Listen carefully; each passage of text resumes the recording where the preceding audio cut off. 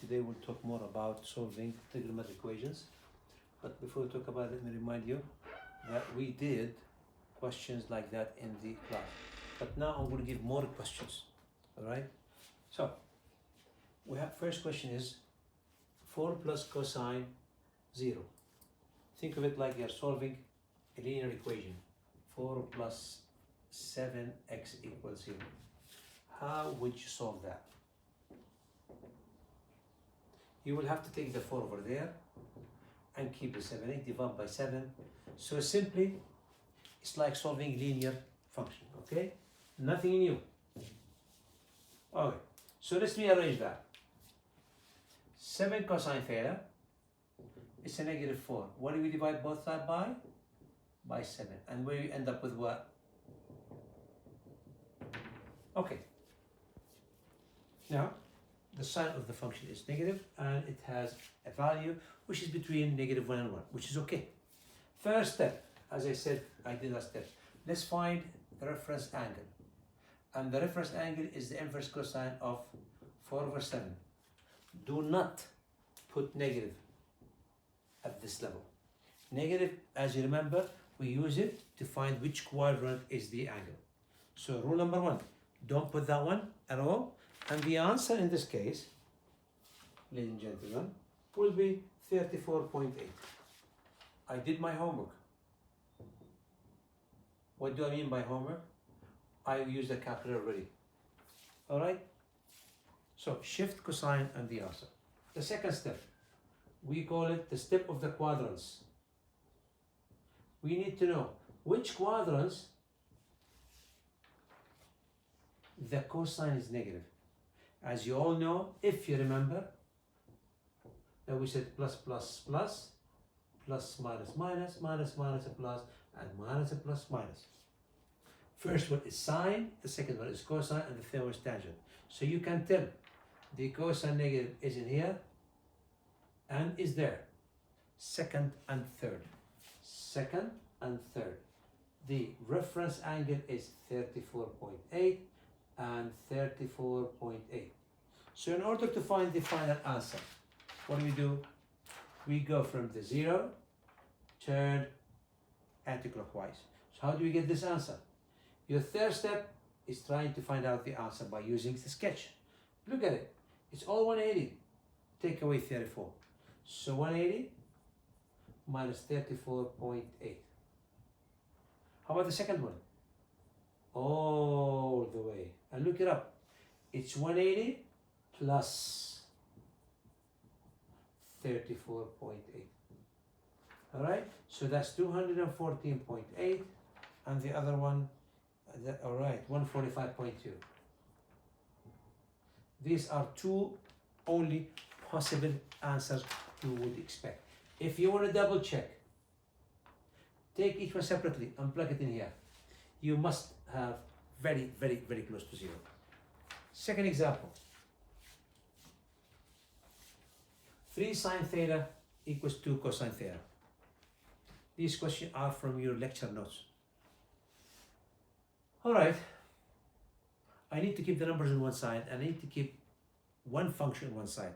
Either sine, cosine, tangent, or maybe sine square, or maybe cosecant, secant. I have to have one trig function on one side. So if I divide both sides by sine, what do I benefit? The sine will cancel out, but cos over sine is a cotangent. So why don't I divide both sides by cosine? That's a good one. So when you divide both sides by cosine, technically, sine over cosine is a 3 tangent. While cosine over cosine, they cancel out. Actually, they give 1. And now I still have to have the 3. I divide both up by 3. Therefore, the tangent of theta is, you can say 0.666. No, keep it that way. Now we go to the usual 3 steps. What's my first step called? The reference angle. And what is the reference angle? It's the inverse tangent of 2 over 3. Lucky us, it's positive. So when you do that, the answer is 33.7.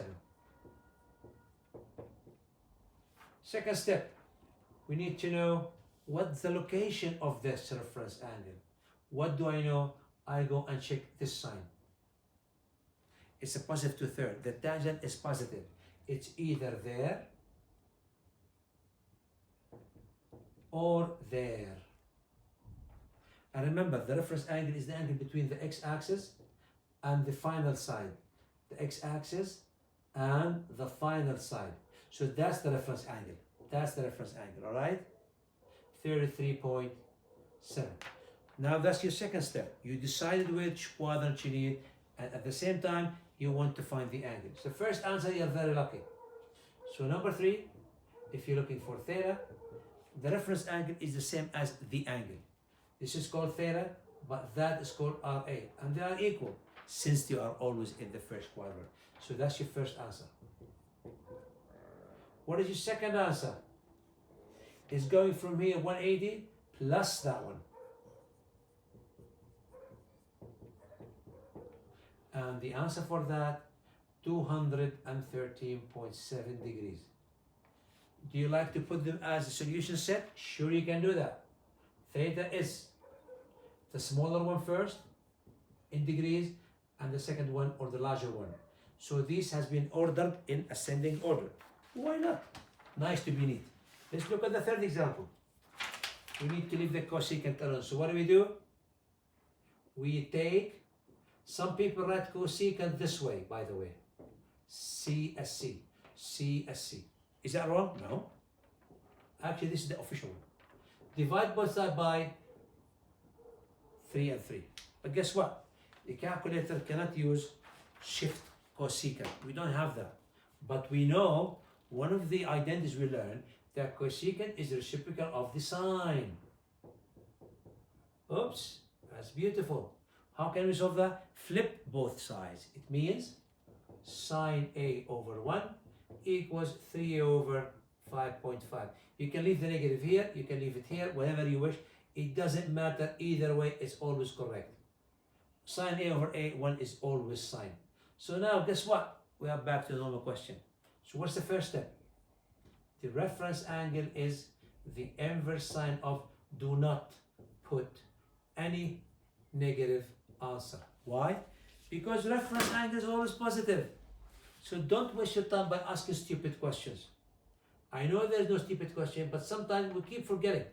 So that's question about cosecant.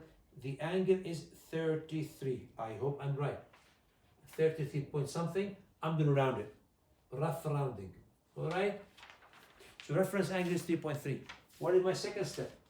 My second step, you don't want to put first and second? Okay. No need to name them 1, 2, 3. You know, you are good. So I have to draw a quadrant. I know the sign is negative. So watch out. When is the sign negative? It's in the third quadrant. Why? Because negative, negative, plus. Where else? In the fourth quadrant. Why? Negative, positive, negative. If you don't know these symbols or these signs, I'm very sorry. You're not going to make it. So this angle is 33 point whatever, and this angle is 33 point whatever. So your reference angle are 33. But what I'm looking for? I'm looking for A. You want to find the answer for A? Start anti-clockwise. Don't stop here. Stop there. This is your first angle called A. What is the other angle? Look, you're going to go anti-clockwise, keep going all the way until you stop at the final side. This is called final side of an angle. Okay? These both angles are called reflex angles. So number 3, how can I find A? The size of A, one of them is 180 plus 33, which is 213. The other angle, it's all of it 360. But take away this to get that one. So minus 33. And 360 minus 33, should I think about it? I don't want to think for one reason. Some people are so smart. They find my mistakes. So I don't want to test you with mistakes. This is probably 213. Oh, wait a minute. Is that the same question? Yes, negative. Sign is negative. Sign is negative is in the second and third. Okay, all right. So gentlemen, these are your answers. 2 possible answers. You know why I'm doing them fast? If I do fast and you understand, you stop it and you repeat it. So there's no point to make a video like half an hour or maybe 1 hour. It takes so much time to download it in the YouTube. So to save time, save space on the mobile, it's better I do it that way. Let me put some question that is a bit strange. How about that? I know you're not going to like this one. You're not going to like it. So I'm going to choose a question like this, number 4. You don't have this question in your notes, nor in your lecture notes. Cosecant squared equals 3 cosine theta. How can I solve this question? Think about it like that. If you have a quadratic equation like this, do not do this because it's a quadratic. In quadratic, you're supposed to have at least 2 answers, either equal, the same, or they're double, or they're different, or they're none. So by doing this, you are assuming that x equals 3, or that's wrong. So my advice to you, whenever you have a quadratic and more, make it all on one side. Shift everything on one side and leave the right-hand side 0. This is called right-hand side, left-hand side. Make it 0. Take this one over there. What happens? Its sign will be negative.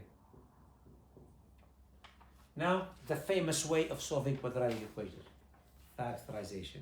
There are more than one way to do factorization. In this case, let's use something that you already learned in Math 1. Let's try to think about taking the highest common factor. So what is the common factor between cosine square and cos? 1 cosine. What's left? Cosine square over cosine is a cosine theta. Why? Because cos times cos, x cos squared. X times x, x squared. All right? 3x divided by x is a negative 3. Wow. Now, we will get some correct or some happy ending. The first ending, it's either this equals 0 or that one, all. And if you solve this one, you should take the 3 on because now it's linear. And if you go to your calculator, like we said, first step. What is the first step? Reference angle. I'm excited. I'm going to do the 3 steps. Okay, the inverse cosine of 3. Let's hold our calculator. Yeah. Shift cosine 3. Oops, no answer. Why? So here, you don't have any valuable answer. Does not exist. You forgot something. All the cosine, or either the sine, the values, they could have a maximum of 1 equals to 1, or a minimum of negative 1. This is 3, for God's sake, more than 1. So don't waste your time. Don't feel you're wrong. No, you're right. There's no answer for that situation. Let's look at this one. Remember, here we have a 0. We could have a negative 1. We could have a 1. Whenever you see such a case, you must go to the unit circle and remember these numbers, these secret numbers. You don't remember them, it's up to you, but you will get them. This is 0, 360, 70, 90, 180, and what? 270 degrees. Which one of these is called cosine in the ordered pair? Ordered pair means x and y. This is called the x, and this is called the sine. So I'm actually advising for you video 1 and video 2. Some people say, oh, not again. When you do it then, all right? So, I'm looking for what? My question is this. 0. Cosine. Is this 0? No. Is this 0? Yes. Is this 0? No. Is this 0? Yes. So your answers are either 90 or 270. And unfortunately, these are the only answers. So whether you take any one of them, you plug in there, you'll get the right answer. All right, gentlemen? There are 4 easy questions, straightforward. I played little dirty here, but doesn't mean I'm not a good guy or a good bad guy. But you have to get exposed to everything. You can't just say, give me easy question, all right? I can give you easy question, but when you go to real life, you want to find something easy. One more thing that people forget about it, all right? How about if I give you a question with something squared? For example, question number 5, last one. Cosine x squared equals something like maybe a quarter. This is a quadratic equation. You can take square root of both sides if you wish, or you can do difference of two squares. So when I take square root of both sides, all right, gentlemen, when I take both sides, don't forget there's 1 plus 1 minus. Oops, you forgot that. No, you don't want to do that. Now you have two possible ways to attack the question. First, when you take the square root of 1/4 is a plus half.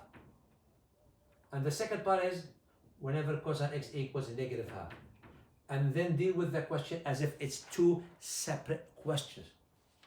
My reference angle here, it does not depend on the sign. What's the inverse cosine of half? 60. 60 in which quadrant? Positive. Positive. It's in the first and in the fourth. This is 60, this is 60. So one of them is the same, one of them 360 minus. Okay, so one of them is 60, and the other 360 minus 60 is 300. Let's look at this one. The same reference angle. Why?